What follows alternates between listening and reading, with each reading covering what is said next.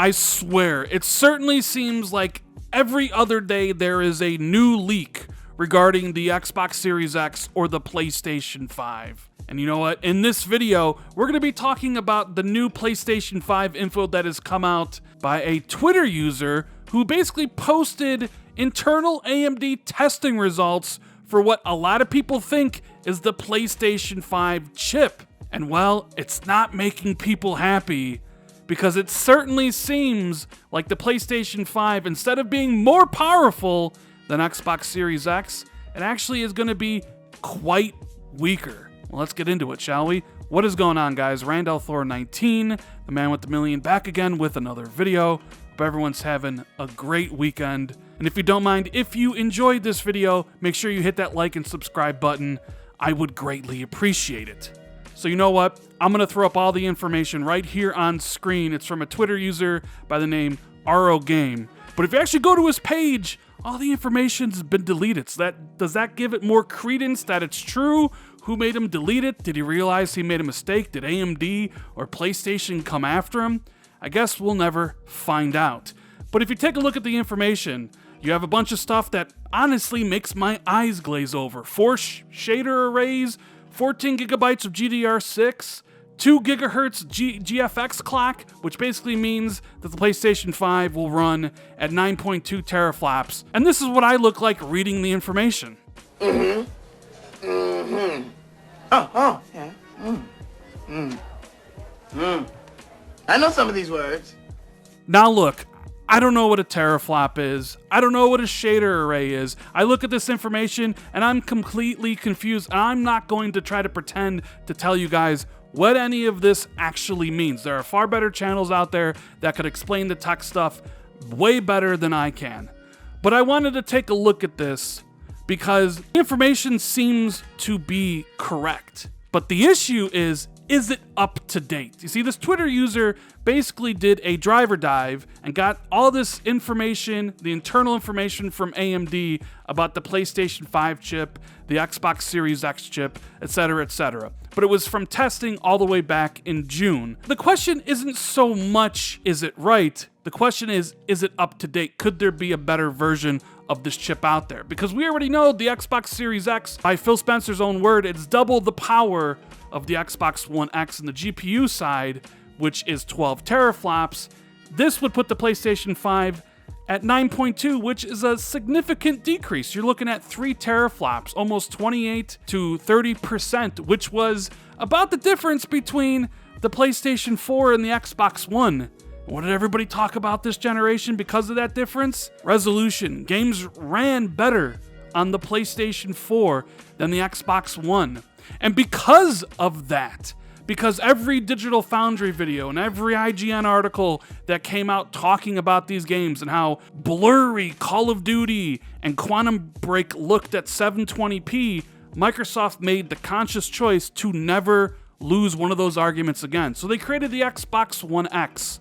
And they went into this idea of next generation of being the performance leader. You look at back when Phil Spencer announced at E3 Project Scarlet. He said that they wanted to be the performance leader. And then you look at his comments when he announced officially Xbox Series X, how they want to have the fastest and most powerful console out there, even from some of their marketing material. So you can tell it was definitely in Xbox's interest that they wanted to be the most powerful, but that also comes with a price, which is cost.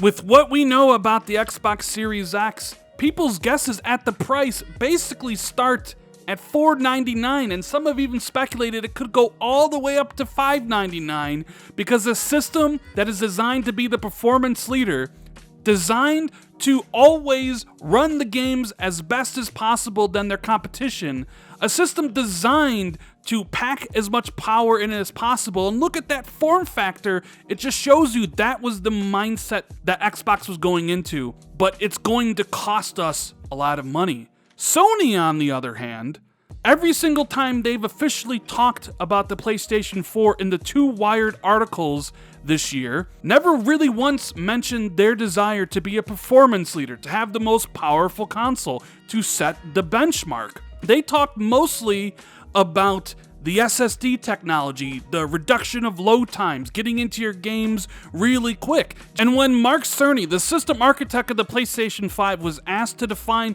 the console's price range, he said, "I believe that we'll be able to release it at a suggested retail price that will be appealing to gamers in light of its advanced feature set." And even Jim Ryan has gone on record saying that they want to move the entire PlayStation 4 user base to the PlayStation 5 faster than they've done in any of the other console generations. But that also talks about the price. Are you able to move everybody over at $500? Or are we talking $400? If we're talking $399, then the information about the chipset being 9.2 teraflops makes a lot of sense, because that is a console that is going to come in at that price point, a mass market price point that serves Sony so well with the PlayStation 4, over 100 million sold and going. Why would they want to suddenly go to $500? Because quite frankly, $500 isn't that appealing to gamers, and it certainly won't move droves of PlayStation 4 users to the PlayStation 5. So when I look at that chip, and I know it's internal testing from AMD, and it's 9.2, it basically confirms what I've always speculated ever since we started talking about PlayStation 5 and the two next-gen Xboxes, that the cheaper Xbox would be $300, that the PlayStation 5 would be $400, and that Xbox Series X would be $500. The PlayStation is going to thrive at $400. The system, even with 3 teraflops less of power than Series X, is going to be a beast at that price point. That is going to be an exceptional console. And you know Sony is going to bring it with all their first-party exclusives, just like they did for most of this generation. Look, all I've heard for the last few years from PlayStation fans is that power doesn't matter. But when the thought of the PlayStation 5 being more powerful than Xbox, a lot of those PlayStation fans started to toot their own horns a little bit, saying, oh yeah, the power's back with us. So if you're one of those guys that have been talking that shit and now are upset and lashing out because there's a possibility the PS5 is targeting $400 instead of $500, and because of that, it can't be as powerful, just realize that you're making a fool of yourself. The PlayStation 5 is going to be an absolute fantastic console at $399 if all this stuff is true.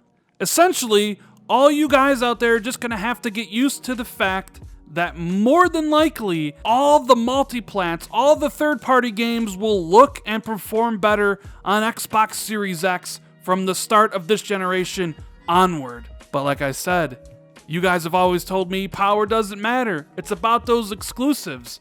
And you know what? That is true. I agree with that. The exclusives are incredibly important, which is why I'm getting sick of all this spec talk anyways. I don't understand any of it. I just want the consoles. I just want the next-gen games. Hellblade 2, Halo Infinite, Horizon Zero Dawn 2. Can you imagine what that game is going to look like on a 9.2 teraflop system? It's going to be incredible. I cannot wait for these unveilings of these systems early next year. I can't wait for we actually have, hey, you know what? This is the spec sheet. There's no more speculating. There's no more leaks and no more rumors. This is what everything can do. But until then, Xbox has set out. Their mission statement was to create the most powerful next-gen console. And they've been talking about that for years. PlayStation has been talking about SSD technology, getting your games faster. And I don't think they want to give up that $400 price point. But you got to make compromises. And the compromise is a system that's just not going to be as powerful. Take all this with a grain of salt. We'll see if it ends up being true. But that's my opinion on all this stuff. So that's the video, guys. I really hope you enjoyed it. If you did, make sure you leave me a comment below what system that you plan on picking up at the start of next generation. Hit that like and subscribe button, share this out on social media, and hit that notification bell if you always want to be notified immediately when I drop a new video. Thank you guys so much for watching. I greatly appreciate it, and I'll see everybody in the next video. Later, guys.